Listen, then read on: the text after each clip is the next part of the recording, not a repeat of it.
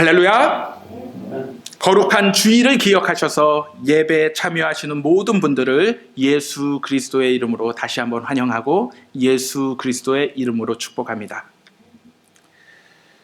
여러분들은 커피를 좋아하십니까? 저도 커피를 참 좋아합니다. 그래서 하루에 적어도 3잔 정도는 마시는 것 같습니다. 사실 이러한 커피가 처음 어떻게 발견되었는지는 명확히 알려져 있지는 않습니다. 다만 여러 가지 추측 중에 유력한 기원은 파문을 당한 13세기 한 아라비아의 승려가 굶주림에 지쳐 산속을 헤매다가 빨간 열매를 따먹고 기운을 차린 후 그 열매로 많은 병자들을 구원함으로써 커피가 널리 알려지게 되었다고 합니다. 커피의 어원은 에티오피아어로 힘을 뜻하는 케파인데 이 단어가 아라비아와 터키를 거쳐 프랑스의 카페가 되었고 영어의 커피로 굳어졌다라고 합니다. 이후 에티오피아에서 발견된 커피는 아랍의 순례자들을 통해 중동 지역으로 넘어가 고급 음료로 개발이 되었고 이후 십자군 전쟁을 통해 유럽 전역으로 퍼져나갔다고 합니다. 특히 르네상스 시기 유럽의 지식인들과 예술가들이 커피의 향기와 각성 효과에 열광함으로써 문예 부흥 운동과 함께 커피의 부흥 운동도 시작되었습니다. 이러한 커피는 현재 전 세계 무역량 1위인 석유 다음으로 많이 거래가 되고 있으며 전 세계에서 하루 약 25억 잔 정도가 소비가 된다고 합니다. 그런데 이 커피 한 잔에는 불편한 비밀이 하나 숨어 있습니다. 커피 한 잔을 만들기 위해 필요한 커피콩은 약 100개라고 합니다. 그런데 이 커피콩 100개의 현지 가격이 얼마인 줄 아십니까? 1센트도 안 된다라고 얘기를 합니다. 즉 커피 이윤의 1%만이 오직 소규모 커피 재배 농가의 목이고 나머지 이윤의 99%는 미국의 거대 커피 회사, 소매업자, 그리고 중간 거래상의 목이라고 합니다. 1%에 속하는 전 세계 커피 재배 종사자들은 50여 개국 약 2천만 명으로 추산이 되며 대부분은 극빈자들로서 그들 중 상당수는 어린이들이라고 합니다. 현재 이러한 사실이 사회적으로 많이 알려져 불공정한 무역이 아닌 공정한 무역으로 거래된 커피를 구입하자라는 페어 트레이드 운동이 많이 확산되어 있습니다. 어찌 보면 우리가 매일 마시는 향긋한 커피 한 잔 속에는 차별과 가난 속에서 고통받는 제3세계 농민들의 비극과 아픔이 녹아있는 것입니다. 현재 우리가 살아가는 세상은 돈과 재물의 가치를 무엇보다도 우선시하는 세계입니다. 그래서 사람들은 돈을 벌 수 있는 일이라면 커피와 같이 가난한 농부들에게 해가 되는 줄 알면서도 그것을 무시하거나 혹은 그것을 숨기고 극대화된 이윤을 추구하는 데 매달리고 있습니다. 그로 인해 많은 사람들이 생명의 위협을 받고 크고 작은 사고와 고통을 겪으며 살아가고 있습니다. 창세기 말씀을 보면 하나님께서는 선한 의지를 가지고 이 세상을 보시기 좋게 창조하였다라고 말씀을 하고 있습니다. 그러한 세상은 생명으로 충만한 세상이었습니다. 그러나 범죄와 타락으로 인해 인간들은 하나님이 창조하신 아름다운 세상을 가꾸고 지키지 못했으며 오히려 탐욕과 착취의 대상으로만 대하게 되었습니다. 아름다운 세상을 가꾸지 못하고 지키지 못했기에 아름다운 하나님의 창조 세계는 인간의 탐욕을 더 이상 감당해내지 못하고 온갖 이상 기후와 무서운 재난을 만들어내고 있습니다. 오늘 우리는 기후변화로 인한 자연재해와 그리고 코로나19의 고통을 겪으면서 우리 삶의 근본적인 질문을 다시금 던질 수밖에 없는 상황과 마주하고 있습니다.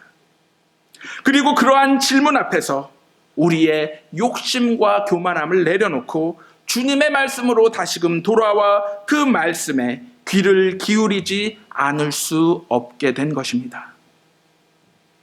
오늘 우리에게 주신 예수님의 말씀은 예수님께서 산 위에서 하나님의 말씀에 굶주린 백성들을 향해 들려주신 이야기입니다.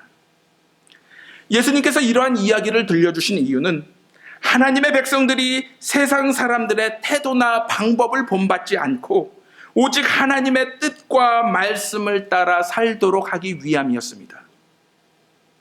먼저 오늘 19절 말씀에서 예수님은 너희를 위하여 보물을 땅에 쌓아두지 말라라고 말씀하십니다. 어찌 보면 이 말씀은 우리의 삶의 경험과는 정면으로 배치되는 말씀으로서 당황스러울 수도 있을 것입니다. 우리는 살아오면서 부지런히 땅에 재물을 쌓는 삶에 몰두하며 살아왔습니다. 또한 그렇게 하는 것이 세상 속에서 근면성실하게 살아가는 모습임을 배워왔습니다. 물론 여기서 예수님의 말씀은 우리가 가치 있는 것을 땅에 쌓아두면 절대로 안 된다라고 말씀하시는 것이 아닙니다. 이 말씀의 의도는 땅에 재물을 넉넉히 쌓아둠으로써 그 재물로 인해 만족하는 것이 얼마나 허망한 일인지를 가르쳐 주시는 것입니다. 왜냐하면 이 땅은 조미 먹고 동록, 바로 녹이 쓸어 망가지며 도둑이 구멍을 뚫고 얼마든지 도둑질이 가능한 곳이기 때문입니다. 즉 우리가 믿고 의지하는 재물들이 얼마든지 한순간에 사라져버릴 수 있음을 경고하고 계신 것입니다. 현재에도 많은 사람들은 땅에 안전하게 재물을 쌓아두기 위해 노력하고 있습니다. 때로는 금을 사두기도 하고 때로는 안전한 주식이나 안전한 자산에 투자하기도 합니다. 그로 인하여 하루아침에 부자가 되기도 하지만 동시에 이 모든 것들이 한순간에 무너져 파산하는 모습들을 우리 주변에서 종종 목격하게 됩니다. 바로 이 땅은 아무리 안전한 곳이라 할지라도 오직 잠시뿐 영원히 안전한 곳은 결코 없다라는 사실입니다. 그러면서 예수님은 우리에게 더 가치 있는 삶, 정말 우리가 재물을 쌓아두어야 할 곳이 어디인지 가르쳐주고 계십니다. 우리가 진정 보물을 쌓아두어야 할 곳은 다름 아닌 하늘인 것입니다.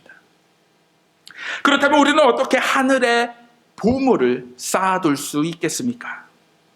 예수님은 마태복음 19장 21절에서 이렇게 말씀하십니다. 내 소유를 팔아 가난한 사람들에게 주라.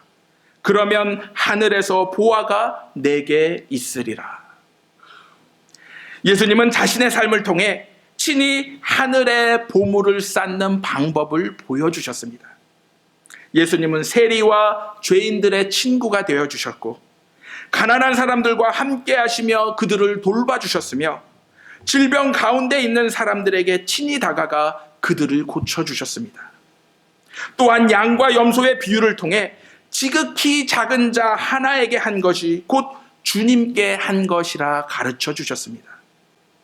한마디로 예수님은 하나님을 사랑하는 것이 바로 우리 이웃들을 사랑하는 것임을 말씀하셨고 이 사실을 친히 자신의 삶으로 보여주신 것입니다.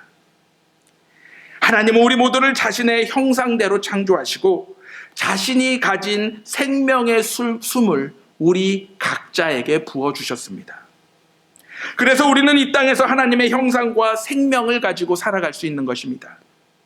우리가 아무리 밉고 원수와 같은 사람이라도 사랑할 수 있는 이유는 아니 사랑해야만 하고 사랑할 수밖에 없는 이유가 바로 여기에 있습니다.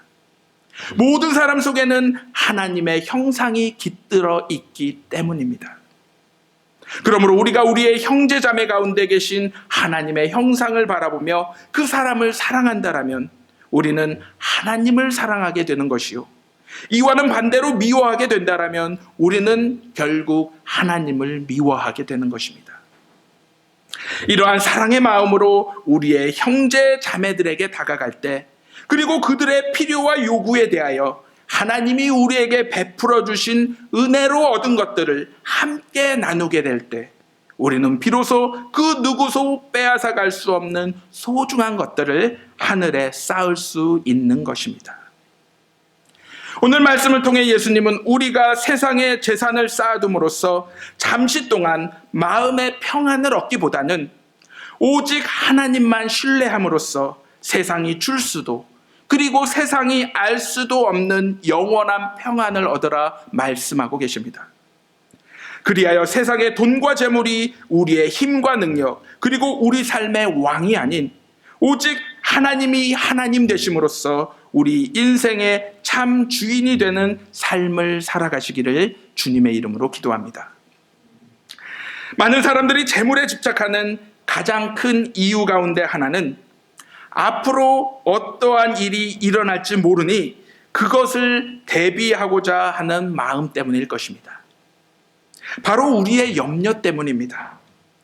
이러한 염려로 인해서 재물을 많이 모아 미리 대비하고 안심하며 지내고자 하는 것이 인간의 본성 그곳에 숨어 있는 것입니다. 하지만 예수님은 어리석은 부자의 비유를 통해 이것이 얼마나 어리석은 일임을 말씀해 주셨습니다. 즉 한 부자가 그 밭에 소출이 풍성함에 마음에 생각하기를 내가 곡식 쌓아둘 곳이 부족하니 지금의 곡간을 모두 헐고 더 크게 지어 그곳에 내 모든 곡식을 쌓아두리라. 여러 해 쓸 물건을 많이 쌓아두었으니 이제는 평안히 쉬고 먹고 마시고 즐거워하자. 그때 하나님이 이르시되 어리석은 자여 오늘 밤에 내 영혼을 도로 찾으리니 그러면 내가 준비한 모든 것이 누구의 것이 되겠느냐. 그러면서 예수님은 이렇게 말씀을 마치셨습니다. 자기를 위해서는 재산을 모으면서도 하나님께 인색한 사람은 바로 이와 같이 될 것이다. 그렇다면 지금 우리의 모습은 어떠하십니까? 모든 것이 하나님께로 왔다라고 고백하면서 오직 자기 자신만을 위해 쌓아두는 어리석은 부자와 같은 삶을 혹시 살고 계시지는 않으십니까? 예수님은 우리에게 말씀하십니다. 간직하는 자가 되지 말고 주는 자가 되라. 그리하여 심령이 가난한 자가 되고 애통하는 자가 되며 온유하고 의에 줄이며 우리 이웃들을 긍휼히 여기고 마음이 청결한 자가 되고 화평케 하는 삶을 살고 의를 위해 박해받는 축복의 삶을 살라고 우리를 초청하고 계십니다.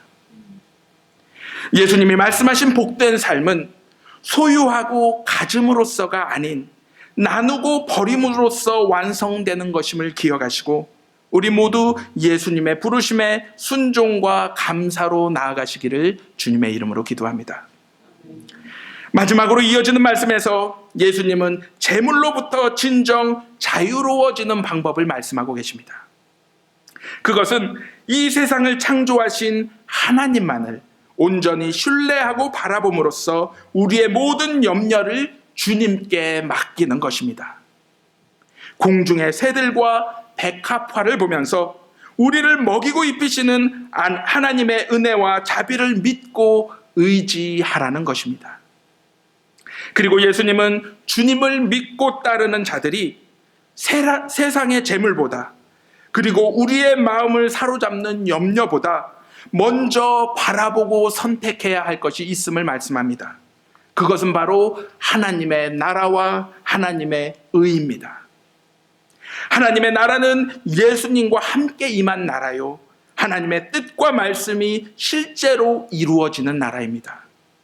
그러므로 하나님의 나라 안에서 실제적으로 구현되어질 하나님의 의는 예수님을 따르는 자들이 자신의 삶에서 반드시 추구해야 할 방식이요 삶의 목적이 되어야 하는 것입니다. 다시 말해 이 말씀은 우리의 삶의 주인이 오직 예수님이 되셔야 함을 선포하고 있습니다.